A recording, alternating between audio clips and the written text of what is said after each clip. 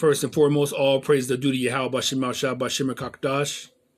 Double honors to the elder apostles and elder bishops of Great Millstone for teaching us his truth.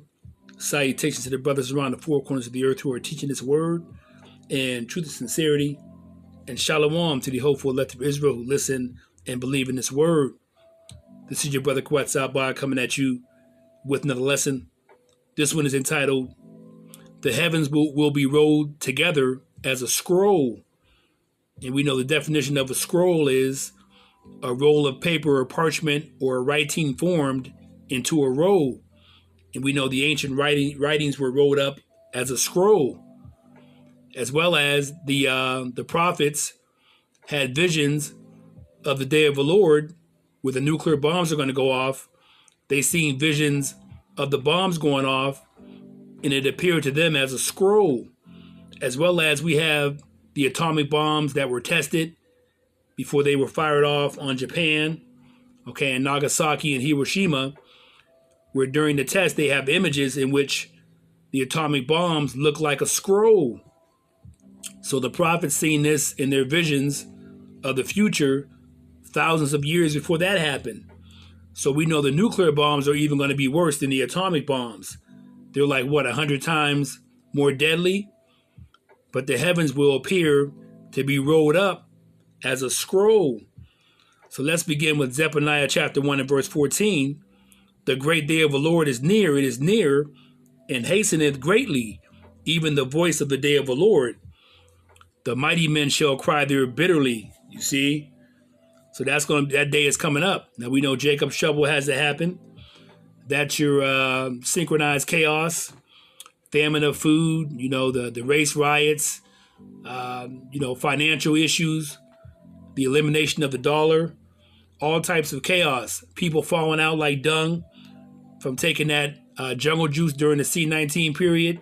So all these things have been orchestrated so that the New World Order, the elites of the Edomites, can bring about their CHIP spoken of in Revelation chapter 13, verse 16 and 17. So all this has been planned, you see. So like I said, the day of the Lord is coming, but some things have to fall in place. And of course, once that MOTB is put into effect, shortly after, you're going to have World War III, where Russia and the other nations are going to come after Babylon America. All right.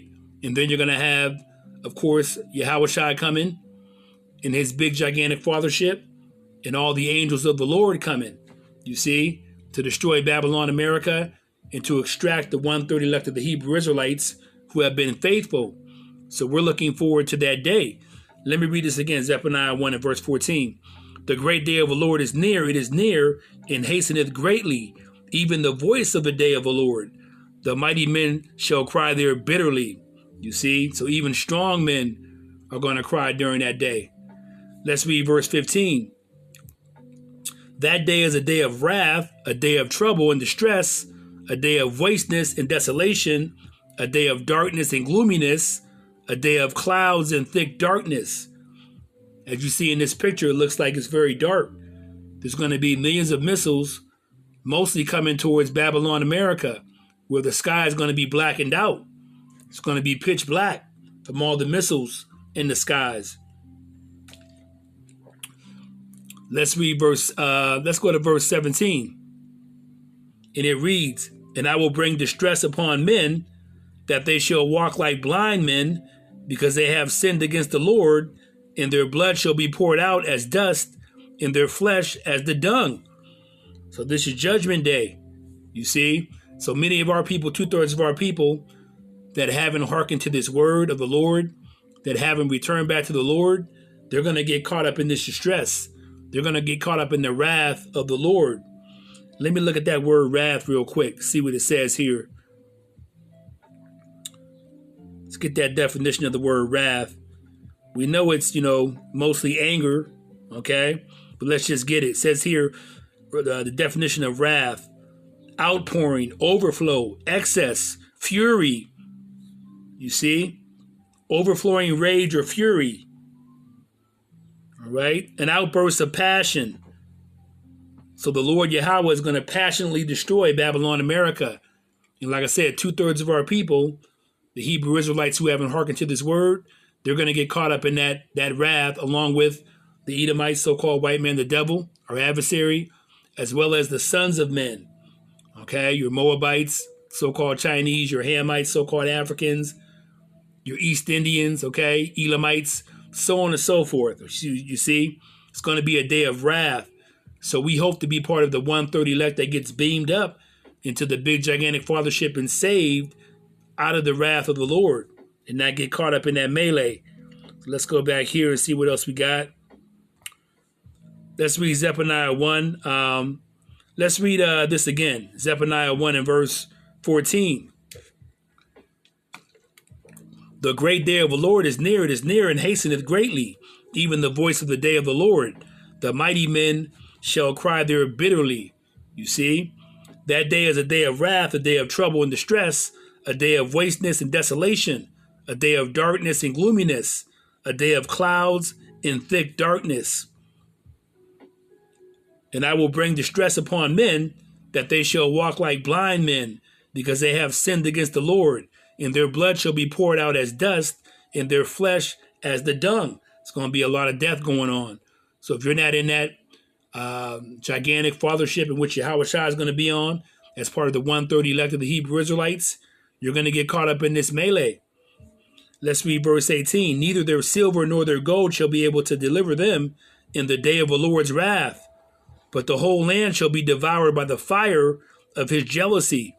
For he shall make even a speedy riddance of all them that dwell in the land.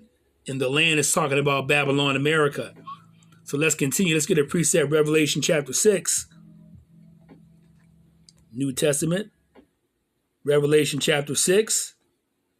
Hold on one second here.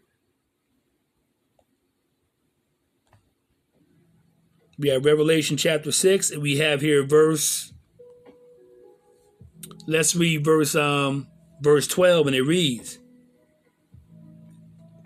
And I beheld when he had opened the sixth seal, and lo, there was a great earthquake, and the sun became black as sackcloth of hair, and the moon became as blood.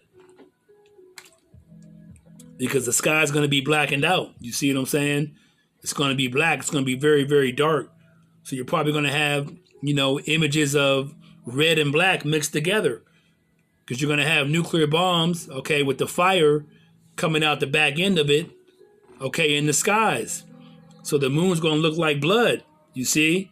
And the sun's going to be black because everything's going to be blackened out, okay? With smoke and with fire.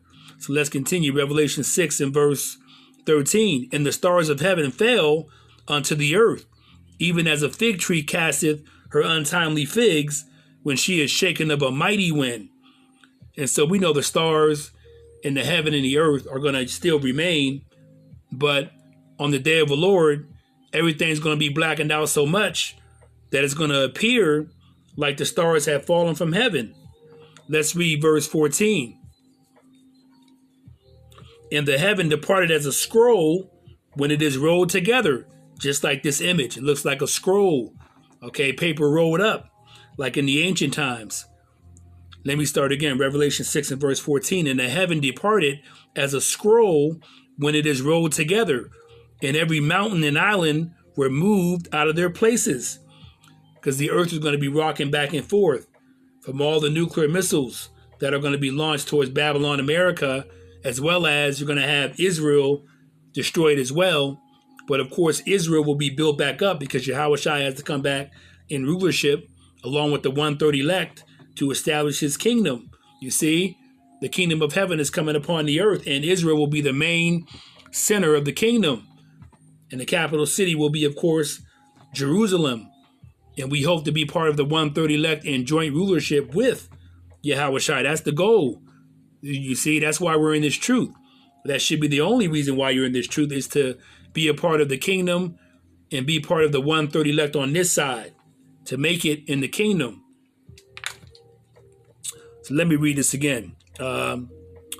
Revelation 6 and verse 14. And the heaven departed as a scroll when it is rolled together, and every mountain and island were moved out of their places. Let's read verse 15. And the kings of the earth and the great men and the rich men, and the chief captains, and the mighty men, and every bondman, and every free man hid themselves in the dens and in the rocks of the mountains. Now we know that the mighty men and the rich men, like your Rockefellers, your Mark Zuckerbergs, your Bill Gates, your billionaires, they have underground bunkers. They have bunkers inside the mountains. You see what I'm saying? So they know what's coming. They know what's coming. They've been preparing for this because they understand the scriptures even more so than our people do. The Hebrew Israelites, so-called blacks, Latinos, Native Americans here in Babylon, Americans scattered throughout the world. So even they know what's coming. You see? Let's read verse 16. Let's read Revelation 6 and verse 15 again. And the kings of the earth and the great men and the rich men and the chief captains and the mighty men and every bondman and every free man hid themselves in the dens and in the rocks of the mountains, and said to the mountains and rocks, fall on us and hide us from the face of him that sitteth on the throne, that's Yahushua, and from the wrath of the Lamb. You see? So that fury, that anger is coming. And Yahushua is going to be the main arm of the Lord bringing that anger. Let's read verse 17. For the great day of his wrath is come, and who shall be able to stand? No one will. No one's going to survive here. It's going to be desolate. If you're not on the chariot, the big gigantic fathership with Yahushua as part of the 130 elect of the Hebrew Israelites, then you're going to be done away with. You're going to get burnt into smithereens, so to speak. Let's continue. Let's go to Isaiah chapter 34. Isaiah chapter 34, and let's read verse 2, and it reads, for the indignation of the Lord is upon all nations.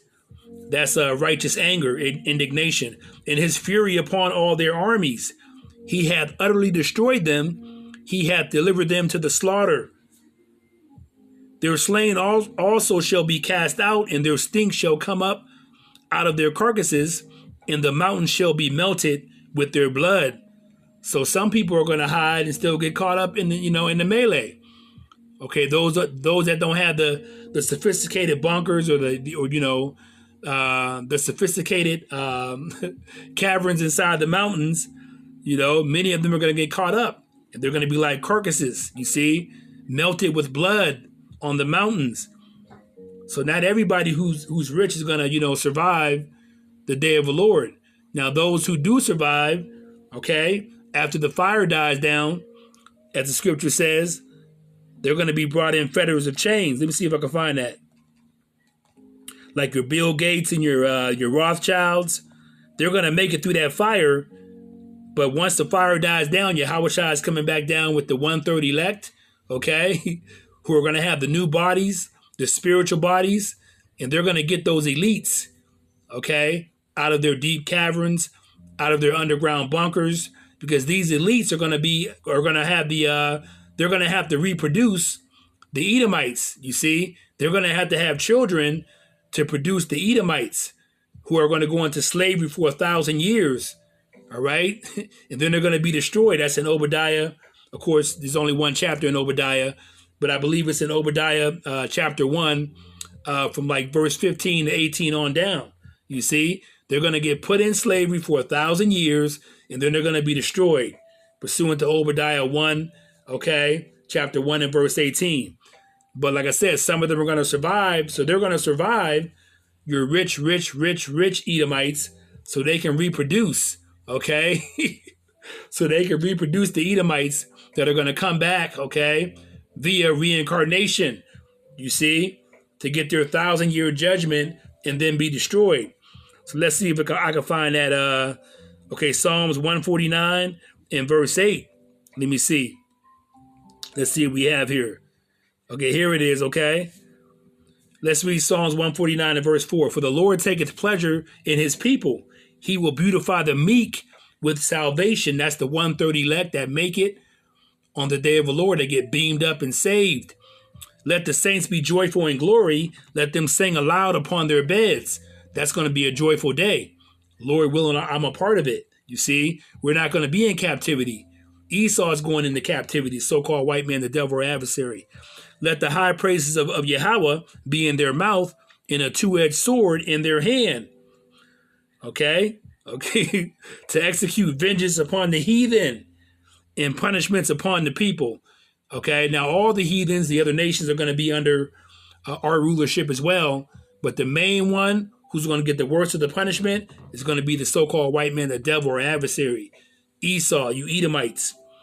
You see? Let me read this again. Let the high praises of Yahweh be in their mouth and a two-edged sword in their hand to execute vengeance upon the heathen and punishments upon the people, to bind their kings with chains and their nobles with fetters of iron, to execute upon them the judgment written. This honor have all his saints. Praise ye the Lord. So if we're part of the 1/3 elect that gets beamed up and saved and watches Babylon America get burnt up via nuclear missiles and laser fire from the chariots, and then when the fire comes down, we'll have the honor of fetching, okay, the rich elite Edomites from their caverns, from their underground bunkers, from their mountains, so on and so forth, and putting them in chains so they can reproduce and bring back the Edomites via reincarnation, you see, for their judgment. That's going to be a wonderful day. Let me go back here.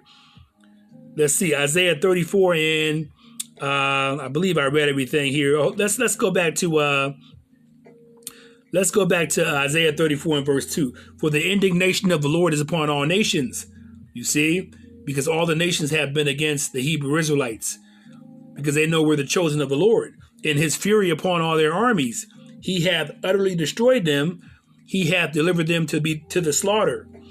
Their slain also shall be cast out, and their stink shall come up out of their carcasses, and the mountains shall be melted with their blood. And all the host of heaven shall be dissolved, and the heavens shall be rolled together as a scroll, and all their hosts shall fall down, as the leaf falleth off from the vine, and as a falling fig from the fig tree. You see? Let's read verse 5. For my sword shall be bathed in heaven. Behold, it shall come down upon Idumea and upon the people of my curse to judgment. And we know modern day Idumea is Babylon, America. So he says here, for my sword shall be bathed in heaven, meaning the nuclear missiles are going to bathe the heavens. It's going to be millions and millions of nuclear missiles coming towards Babylon, America. You see? So the heavens will be bathed in his sword, because we know he is the Lord of the armies, the Lord of hosts. You see that Yahweh is. He controls the earthly armies and the heavenly armies. So the heavens are going to be bathed in swords, nuclear missiles, coming down upon Idumea, which is Babylon, America, for judgment. Verse 6, the sword of the Lord is filled with blood. It is made fat with fatness, and with the blood of lambs and goats, with the fat of the kidneys of rams. For the Lord hath a sacrifice in Basra, and a great slaughter in the land of Idumea. That's Babylon, America. Let me go to some precepts for Isaiah 34 and verse 5 real quick. Let's look at Jeremiah 50 and verse 9 real quick. Jeremiah chapter 50 and verse 9, and it reads, For lo, I will raise and cause to come up against Babylon an assembly of great nations from the north country. And that's talking about Russia and her allies, okay? They're probably going to have Turkey. They're going to have probably India, China, so on and so forth, all right? The allies of Russia, okay, from the north country. And they shall set themselves in array against her. From thence she shall be taken. Their arrows shall be as of a mighty expert man. None shall return in vain. So that's talking about the nuclear missiles.